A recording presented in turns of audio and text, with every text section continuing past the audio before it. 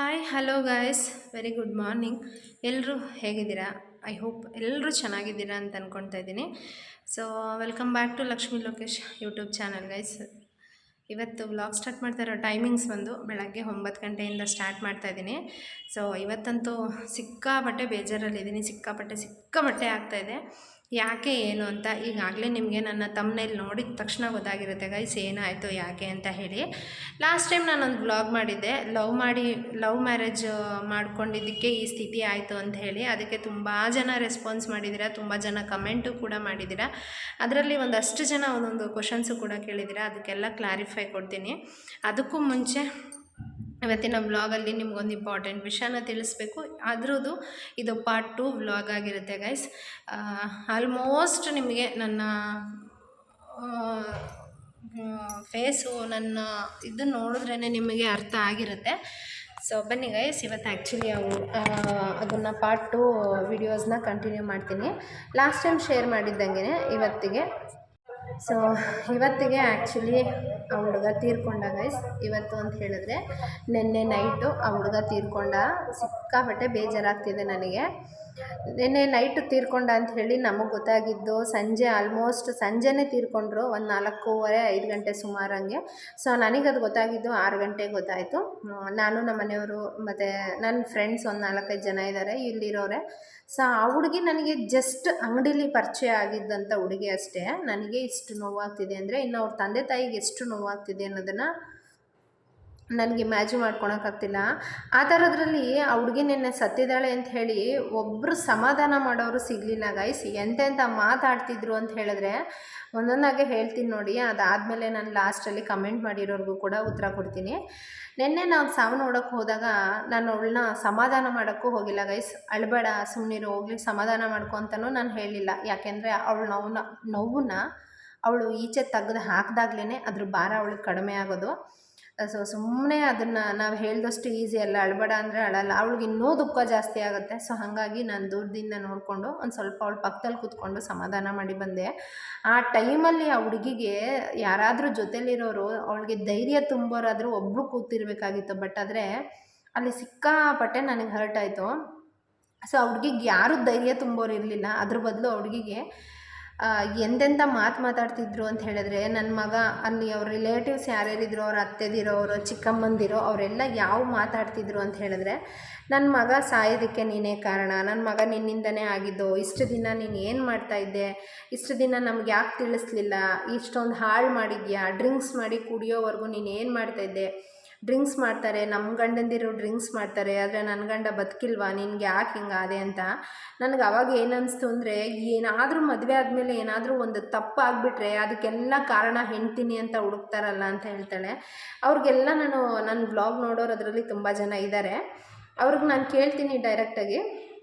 But ಆ ಟೈಮಲ್ಲಿ ಮಾತಾಡೋದು ಸರಿಯಲ್ಲ ಅಂತ ಅನ್ನಿಸ್ತು, ನಾನು ಸುಮ್ಮನೆ ಬಂದೆ. ಬಟ್ ಆದ್ರೂ ಕೂಡ ನನಗೆ ಯಾಕೋ ಸಮಾಧಾನ ಆಗಲಿಲ್ಲ. ಇವತ್ತು ಮಾತಾಡಬೇಕು ಅಂತ ಅಂದ್ಕೊಂಡಿದ್ದೀನಿ. ಆ ಹುಡುಗ ಸತ್ತಿದ್ದಾನೆ ಅಂತ ಹೇಳಿ ನೀವು ನಿನ್ನ ಮಗ ಇದ್ದಾನೆ, ನನ್ನ ಮೊಮ್ಮಗ ಇದ್ದಾನೆ, ಅಥವಾ ನನಗೇನಾಗ್ತಾನೆ ಆಂಟಿ ಆಗ್ತೀನಿ ಅಂತ ಹೇಳಿದ್ರೆ, ಚಿಕ್ಕಮ್ಮ ನನ್ನ ಮಗ, ನನ್ನ ಪಾಪು ಇದ್ದಂಗೆ ನನಗೂ ಮೊಮ್ಮಗ ಸಂಬಂಧನೇ ಅಂತ ಹೇಳಿ ಆ ಹುಡುಗಿಗೆ ಒಬ್ಬರೂ ಧೈರ್ಯ ತುಂಬಲಿಲ್ಲ. ಅದ್ರ ಬದಲಾಗಿ ನಿನ್ನಿಂದ ಸಾವು ಅಂತ ಈಸಿಯಾಗಿ ಹೇಳಿದ್ರೆ, ಆ ಹುಡುಗಿ ನಿಮ್ಮ ಮನೇಲೇ ಇದ್ದಾಳೆ ಅಂತ ಹೇಳಿದ್ಮೇಲೆ, ಅವ್ರ ಅತ್ತೆ ಮನೇಲೇ ಇದ್ದಾಳೆ ಅಂದಮೇಲೆ, ಅವ್ರ ಮಾವನ ಮನೇಲೂ ಇದ್ದಾಳೆ ಅಂದಮೇಲೆ ಅವ್ನು ಕುಡಿಯೋದು ನಿಮಗೆ ಗೊತ್ತಾಗಿರಲಿಲ್ವಾ? ನನ್ನ ಮಗ ಕುಡಿತಾನೆ, ನನ್ನ ಮಗ ಕುಡಿತಾ ಇದ್ದಾನೆ ಅಂತ ಹೇಳಿ ಅವ್ರ ಅತ್ತೆಗೆ ಗೊತ್ತಾಗಲಿಲ್ವಾ, ಅಥವಾ ಅವ್ರ ಮಾವಂಗೆ ಗೊತ್ತಾಗಲಿಲ್ವಾ? ಗೊತ್ತಾಗಿರುತ್ತೆ ತಾನೆ. ಆ ಟೈಮಲ್ಲೇ ನೀವೇ ಎದುರುಕೊಂಡು ಸುಮ್ಮನಿದ್ರಿ ಅಂದಮೇಲೆ ಈಗ ಕಾರಣ ಒಬ್ಬಳೇ ಅಂತ ಹೆಂಗೆ ಹೇಳ್ತೀರಾ? ಹೆಂಡತಿ ಆದವಳು ಸಿಕ್ಕಾಪಟ್ಟೆ ಜಗಳನೂ ಮಾಡಿದ್ದಾಳೆ, ಅದ್ರ ವಿಚಾರವಾಗಿ ಎಲ್ಲ ಟೈಮಲ್ಲೂ ಜಗಳ ಮಾಡಿ ಬಿಟ್ಟಿದ್ದಾಳೆ. ಬಟ್ ಅವರಿಬ್ಬರು ಒಳ್ಳೆ ಅಂಡರ್ಸ್ಟ್ಯಾಂಡಿಂಗಲ್ಲೇ ಇದ್ದರು. ಬಟ್ ಅವನು ಈ ರೇಂಜ್ ಕುಡಿತಾನೆ ಅನ್ನೋದು ಆ ಹುಡುಗಿಗೆ ಗೊತ್ತಾಗಲಿಲ್ಲ ಅಷ್ಟೇ. ಯಾಕೆಂದರೆ ಅವನು ಕುಡ್ಕೊಂಬಂದು ಒಂದು ದಿವಸನೂ ಅವಳನ್ನ ಹೊಡೆದಿಲ್ಲ, ಕುಡ್ದಿದ್ದೀನಿ ಅಂತ ಗಲಾಟೆ ಮಾಡಿ ತೋರಿಸ್ಲಿಲ್ಲ. ಅವ್ನು ಬಂದ ಮಲಗದ್ನ ತಿನ್ನ ಅಷ್ಟರಲ್ಲೇ ಇತ್ತು. ಬಟ್ ಯಾವ ಕಾರಣಕ್ಕೆ ಅಂತ ಹೇಳಿದರೆ, ಕೆಲ್ಸಕ್ಕೆ ಹೋದಾಗ, ಹೊರಗಡೆ ದುಡಿಯೋಕ್ಕೆ ಹೋದಾಗ ಒಂದು ಗಂಡಸನ್ನ ಹೆಂಗೆ ಅವಳು CC ಕ್ಯಾಮ್ರಾ ಇಟ್ಟು ಚೆಕ್ ಮಾಡ್ತಾಳ, ಅಥವಾ ಅವ್ನು ಗಂಡನಿಂದನೇ ಹೋಗಿ ತಿರುಗಿ ನೋಡ್ಕೊಂಬರ್ಬೇಕಾಗಿತ್ತ ನಿಮ್ಮ ಪ್ರಕಾರ? ಅದು ಏನು ಅಂತ ನೀವು ಅವಳಿಗೆ ಮದುವೆ ಆಗಿದ್ದಾಗಲೇ ಹೇಳ್ಬಿಟ್ಟಿದ್ರೆ ಅವಳು ನಿಜವಾಗ್ಲೂ ಹಂಗೆ ಪಾಲಿಸಿರೋಳು. ಯಾಕೆಂತ ಹೇಳಿದ್ರೆ ಅವ್ರು ಚೆನ್ನಾಗೇ ಇದ್ದರು, ಚೆನ್ನಾಗಿ ದುಡಿತಿದ್ರು, ಇಬ್ಬರು ದುಡಿದ್ರು, ಕಾರು ಬೈಕು ಮನೆ ಅಂತ ಎಲ್ಲ ಮಾಡಿಕೊಂಡ್ರು. ಮಾಡ್ಕೊಂಡ್ಮೇಲೆ ಆಗಿದ್ದೇ ಇಷ್ಟು ಮಾತಾಡ್ತೀರಾ. ಒಂದು ವೇಳೆ ಲವ್ ಮ್ಯಾರೇಜ್ ಮಾಡ್ಕೊಂಡು ಆ ಹುಡುಗಿಗೆ ಏನಾದರೂ ಏನೂ ಆಗಲಿಲ್ಲ ಅಂತ ಹೇಳಿದ್ರೆ ಅವಳನ್ನ ಇನ್ನೆಷ್ಟು ದೂರಿಸ್ತಿದ್ರಿ ನೀವು ಯಾಕೆ ಹೇಳಿಲ್ಲ? ಅವಳೇನೋ ಮಣ್ಣು ತಿಂದುಬಿಟ್ಲು ಅಂತಲೇ ಅಂದ್ಕೊಳ್ಳಿ, ಬಟ್ ನೀವು ಅನ್ನ ತಿಂತಿದ್ರಿ ಅಲ್ವಾ, ನೀವು ಯಾಕೆ ಹುಡುಗಿಗೆ ಧೈರ್ಯ ಹೇಳಲಿಲ್ಲ? ನೀವು ಯಾಕೆ ನಿಮ್ಮ ಮಗನ್ನ ಬಿಡಿಸ್ಲಿಲ್ಲ? ನೀವು ಯಾಕೆ ನಿಮ್ಮ ರಿಲೇಷನ್ಸ್ ಎಲ್ಲ ಇವತ್ತು ಅಷ್ಟೂ ಜನ ಹುಡುಗಿಗೆ ಬೈತಾ ಇದ್ದೀರಲ್ಲ, ನೀವು ಯಾಕೆ ಆ ಹುಡುಗನ್ನ ಕುಡಿಯೋದು ಬಿಡಿಸ್ಲಿಲ್ಲ? ನಿಮ್ಮ ಕೈಯಲ್ಲಿ ಯಾರ ಕೈಯಲ್ಲೂ ಆಗಲೇ ಇಲ್ಲ. ಯಾಕೆಂದರೆ ಅವ್ನು ನಿಮಗೂ ತೋರಿಸ್ಕೊಂಡಿಲ್ಲ. ಈ ಹುಡುಗಿಗೂ ಅದೇ ಪ್ರಾಬ್ಲಮ್ ಆಗಿರೋದು. ಅವನೇನಾದರೂ ಕುಡಿದು ಬೇರೆ ಗಂಡಸಂಗೆ ಜಗಳ ಮಾಡೋದು ಅಥವಾ ಹೆಂಡತಿ ನೋಡಿಯೋದು, ಮಗನಿಗೆ ತಂದಾಗ್ತಾ ಇರೋದು ಮಾಡಿದರೆ ಖಂಡಿತ ಅವಳು ಪ್ರಶ್ನೆ ಮಾಡಿರೋಳು, ಸ್ಟೇಷನ್ಗೂ ಹೋಗಿರೋಳು. ಲವ್ ಮ್ಯಾರೇಜ್ ಮದುವೆ ಮಾಡ್ಕೋತೀನಿ ಅಂತ ಪೊಲೀಸ್ ಸ್ಟೇಷನ್ ಮೆಟ್ಲತ್ತದವಳು, ನನ್ನ ಗಂಡ ನನ್ನ ಹೊಡಿತಿದ್ದಾನೆ ಅಂತ ಪೊಲೀಸ್ ಸ್ಟೇಷನ್ ಮೆಟ್ಲತ್ತಿರಲಿಲ್ವಾ? ಖಂಡಿತ ಹತ್ತವಳು. ಒಂದು ಹೆಣ್ಣು ಬಗ್ಗೆ ನೀವು ಅಷ್ಟು ಅಗ್ರವಾಗಿ ಮಾತಾಡೋಕ್ಕೆ ಹೋಗಬೇಡಿ. ಅಲ್ಲ, ನಿಮಗೇನಾದರೂ ಮಾನವೀಯತೆ ಅನ್ನೋದಾದರೂ ಏನಾದರೂ ಇದೆಯಾ? ನೀನು ಯಾಕಪ್ಪ ಸತ್ತಿದ್ಯಾ? ನೀನು ಹಿಂಗೆ ಮೋಸ ಮಾಡೋದೆ, ನೀನು ಅರ್ಧ ದಾರಿಲಿ ನಿನ್ನ ಹೆಂಡ್ತಿನ ಕೈ ಬಿಟ್ಟೋದೆ ಅಂತ ಸಮಾಧಾನ ಮಾಡೋದು ಬಿಟ್ಟು ನೀವು ಆ ಹುಡುಗಿಗೆ ನಿನ್ನಿಂದಾನೆ ಅಂತ ಹೇಳ್ತಿದ್ದೀರಾ. ಜಸ್ಟ್ 22 ವರ್ಷ ಆ ಹುಡುಗಿಗೆ. 22 ವರ್ಷದ ಹುಡುಗಿಗೆ ಏನು ಗೊತ್ತಾಗುತ್ತೆ? 40 ವರ್ಷ ಆಂಟಿದ್ದೀರೆ ಓಡೋಗ್ತಿದ್ದಾರೆ ಈಗ. ಪಾಪ 22 ವರ್ಷದ ಹುಡುಗಿ ಲವ್ ಮ್ಯಾರೇಜ್ ಮಾಡಿಕೊಂಡು ಮನೇಲಿ ನಿಮ್ಮ ಜೊತೆ ನೆಮ್ಮದಿಯಾಗಿದ್ದಾಳೆ, ಕೆಲ್ಸಕ್ಕೆ ಹೋಗ್ತಾ ಇದ್ದಾಳೆ, 4 ಜನದ ಮುಂದೆ ನಾನು ದುಡಿಬೇಕು, 4 ಜನದ ಮುಂದೆ ನಾನು ಲವ್ ಮ್ಯಾರೇಜ್ ಮಾಡ್ಕೊಂಡಿದ್ದಾರೆ ಅಂತ ಆಡ್ಕೊಂಡಿರೋರ ಮುಂದೆ ನಾನು ಚೆನ್ನಾಗಿ ತಲೆ ಎತ್ತಿ ತಿರುಗಬೇಕು ಅಂತ ಸಂಪಾದನೆ ಮಾಡ್ತಿರೋ ಹುಡುಗಿಗೆ ಹೋಗಿ ನೀವು ಇಷ್ಟೊಂದೆಲ್ಲ ಚುಚ್ಚಿ ಮಾತಾಡ್ತಿರಲ್ಲ. ನಿಜವಾಗ್ಲೂ ನಿಮಗೆ ಭಗವಂತ ಮೆಚ್ತಾನ? ಒಂದು ಹುಡುಗಿ ಯಾರೇ ಆಗಿರಲಿ, ಗಂಡ ಬಿಟ್ಟವನೇ ಆಗಲಿ ಅಥವಾ ಗಂಡ ಸತ್ತವನಿಗೆ ಆಗಲಿ, ಚುಚ್ಚಿ ಮಾತಾಡೋದ್ರಿಂದ ನೀವು ಕೊಲೆ ಮಾಡೋದು ಸಮ ಆಗಿಬಿಡುತ್ತೆ. ಯಾಕೆಂದರೆ ಅವ್ನು ಸತ್ತಿದ್ದಾನೆ ಅಂತ ಹೇಳಿ ಅವಳು ಸತ್ತೋಗ್ಬಿಡ್ಬೇಕು, ನೀವು ಆ ರೇಂಜಿಗೆ ಮಾತಾಡ್ತಾ ಇದ್ದೀರಾ ಅಂದರೆ ಇನ್ನು ಮನೇಲಿ ಅಪ್ಪಿತಪ್ಪಿ ನಿಮ್ಮ ಮಕ್ಳಿಗಾದ್ರೂ ನೀವು ಇದೇ ಥರ ಮಾತಾಡ್ತೀರಾ. ಬೇರೆ ಹೆಣ್ಮಕ್ಳ ಬಗ್ಗೆ ಈಸಿಯಾಗಿ ಮಾತಾಡ್ಬೋದು, ಆದರೆ ನಿಮ್ಮನೆ ಹೆಣ್ಮಕ್ಳ ಬಗ್ಗೆ ನೀವು ಈಸಿಯಾಗಿ ಮಾತಾಡಲ್ಲ. ಅದು ನಿಮ್ಮನೆ ಹೆಣ್ಣು ಅಂತ ನೀವು ತಿಳ್ಕೊಂಡಿದ್ದಿದ್ರೆ ಖಂಡಿತ ನೀವು ಈ ಥರ ಮಾತಾಡ್ತಾ ಇರಲಿಲ್ಲ. ಗೈಸ್, ನೆನ್ನೆ ಅಲ್ಲಿ ಒಬ್ಬೊಬ್ಬರು ಒಂದೊಂದು ಥರ ಮಾತಾಡ್ತಿದ್ದಾರೆ. ಸಾಯಿಸ್ತಾ, ಈಗ ನಿನಗೆ ಸಮಾಧಾನ ಆಯಿತಾ? ನಿಮಗೆಲ್ಲ ಗೊತ್ತಿರುತ್ತೆ ಹಳ್ಳಿ ಕಡೆ ಯಾವ ಥರ ಲ್ಯಾಂಗ್ವೇಜಸ್ ಯೂಸ್ ಮಾಡ್ತಾರೆ ಅಂತ ಹೇಳಿ. ಆ ಥರ ಲ್ಯಾಂಗ್ವೇಜಲ್ಲೆಲ್ಲ ಹುಡುಗಿನ ಬೈತಾ ಇದ್ದಾರೆ. ನಿಂಗೆ ಸಮಾಧಾನ ಆಯಿತಾ? ಹಾಲು ಕೊಡ್ಲಾ, ಬಿಸಿ ತುಪ್ಪ ಕೊಡ್ಲಾ, ಬಾದಾಮಿ ಹಾಲು ಕುಡಿತ್ಯಾ, ಈಗ ತಿನ್ನೋ, ಈಗ ನೆಮ್ಮದಿಯಾಗಿ ತುಪ್ಪ ಅನ್ನ ತಿನ್ನೋ ಅಂತ ಮಾತಾಡ್ತೀರಾ. ಅಥ್ವಾ ನೀವೆಲ್ಲ ನೀವು ಮನುಷ್ಯರ ಜಾತಿಗೆ ಹುಡ್ತಾ ಇರೋರು ನೀವು. ಯಾಕೆಂದರೆ ಗಂಡ ಸತ್ತಾಗ ಯಾರಾದರೂ ಹಾಲು ತುಪ್ಪ ತಿನ್ನೋ ಸೀರಿಯಲ್ಲಿರ್ತಾರ? ಇರಲ್ಲ. ನೀವು ಮಾತಾಡ್ತಿರಲ್ಲ ಕೆಲವರು, ಮೋಸ್ಟ್ಲಿ ನಿಮಗೆ ಗಂಡನ ಬೆಲೆ ಅರ್ಥ ಆಗಿರಲ್ಲ ಅನಿಸುತ್ತೆ, ಅದಕ್ಕೆ ನೀವು ಹೋಗಿ ಹಾಲು ತುಪ್ಪ ಕುಡಿಬೋದು. ಬಟ್ ಆ ಹುಡುಗಿ ಹಾಲು ತುಪ್ಪ ಕುಡಿಯೋಂಥ ಹುಡುಗಿ ಅಲ್ಲ. ಯಾರೋ ಒಂದು ಹೆಣ್ಣು ಮಗು ತಪ್ಪು ಮಾಡ್ತಾಳೆ ಅಂದರೆ ಪ್ರಪಂಚದಲ್ಲಿರೋ ಎಲ್ಲ ಹೆಣ್ಮಕ್ಳನ್ನೂ ತಪ್ಪಿನ ದೃಷ್ಟಿಯಲ್ಲೇ ನೋಡ್ತಿರಲ್ಲ. ನಿಮ್ಗೆ ಏನಾಗಿದೆ ಅಂತ ಗೊತ್ತಿಲ್ಲ. ಇವತ್ತಿಷ್ಟು ಬೈದಿದ್ದೀರಲ್ಲ, ನಾಳೆ ಅವಳ ಜೀವನಕ್ಕೆ ನೀವು 4 ಆಣೆಯಷ್ಟು ಬೆಲೆ ಕೊಡಲ್ಲ ಸರ್. 4 ಆಣೆಯಷ್ಟು ಮರ್ಯಾದೆನೂ ನೀವು ಕೊಡಲ್ಲ. ಅಟ್ಲೀಸ್ಟ್ ಕನಿಷ್ಠ ಪಕ್ಷ ಅವನಿಗೆ ಹುಟ್ಟಿರೋ ಮಗುಗೂ ಕೂಡ ನೀವು ಒಂದು 50 ಪೈಸೆ ಚಾಕ್ಲೇಟ್ ತಂದು ಕೊಡೋಕ್ಕೆ ಯೋಗ್ಯತೆ ಇರಲ್ಲ ನಿಮಗೆ. ಅಂದಮೇಲೆ ಆ ಹುಡುಗಿ ಬಗ್ಗೆ ಮಾತಾಡೋದಕ್ಕೆ ನಿಮಗೆ ಯಾವ ಯೋಗ್ಯತೆ ಇದೆ ಅನ್ನೋದನ್ನು ನೀವು ಫಸ್ಟು ತಿಳ್ಕೊಳ್ಳಿ. ನಿನ್ನೆ ಅವಳು ಅಷ್ಟು ಅಳ್ತಿದ್ದಾಳೆ ಅಂತ ಹೇಳಿದ್ರೆ ಅವ್ರ ಮನೇಲಿ ಅವಳ ಜೊತೆಯಾಗಿ ಕೂತಿದ್ದಿದ್ದು ಅವ್ರ ತಾಯಿ, ಅವರ ತಮ್ಮ ಇಬ್ಬರೇ ಕೂತಿದ್ರು.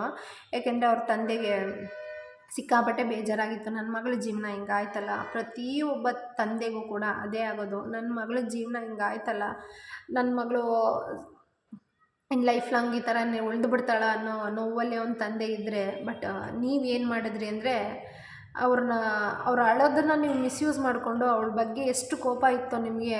ಒಂದು ಕಾಲದಲ್ಲಿ ಅವಳು ಲವ್ ಮ್ಯಾರೇಜ್ ಆಗಿ ಮನೆಗೆ ಬಂದಾಗ ನಿಮ್ಮ ಮೇಲೆ ಅವಳ ಮೇಲೆ ನಿಮಗೆ ಎಷ್ಟು ಕೋಪ ಇತ್ತೋ ಅದನ್ನೆಲ್ಲ ತೀರಿಸ್ಕೊಂಡ್ರೆ ಅಷ್ಟೇ.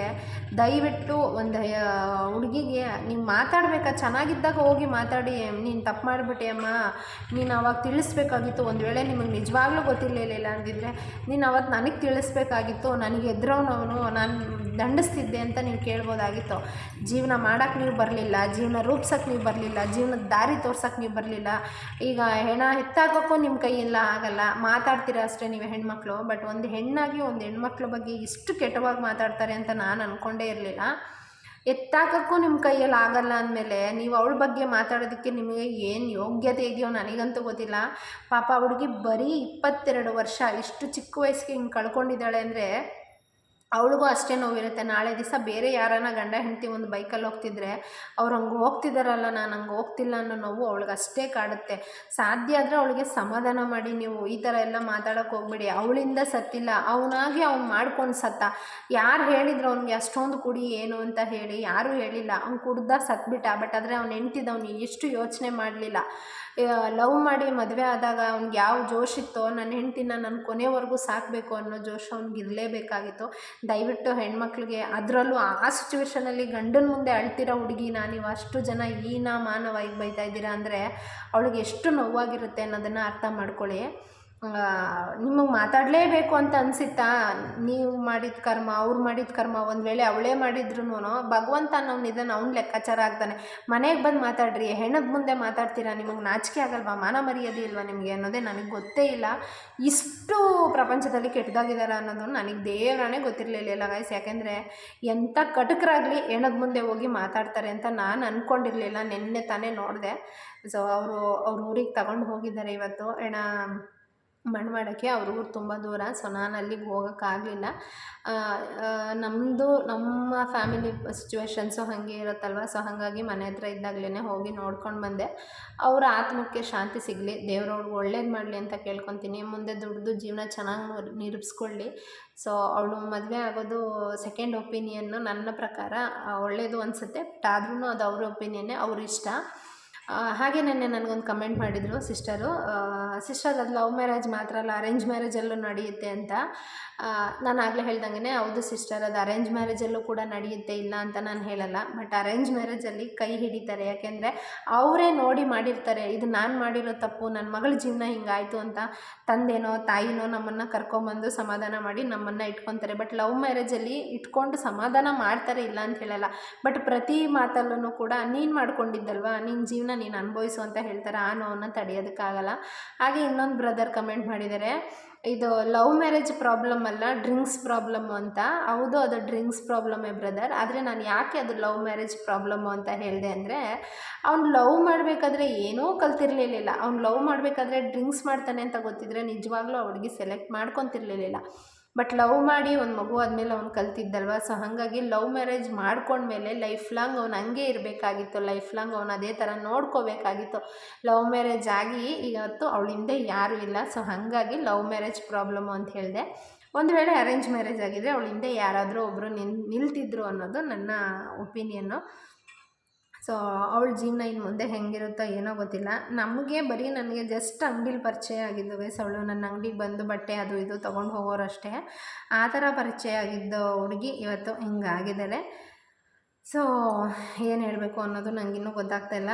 ದೇವರು ಅವಳಿಗೆ ಒಳ್ಳೇದಾಗಲಿ, ಒಳ್ಳೆ ಜೀವನ ನಿರೂಪಿಸ್ಕೊಡ್ಲಿ. ಇನ್ನು ಮುಂದೆ ಅವಳ ಜೀವನಕ್ಕೆ ಎಲ್ಲ ದಾರಿನೂ ಸಿಗಲಿ ಅಂತ ಕೇಳ್ಕೊತೀನಿ ಅಷ್ಟೇ.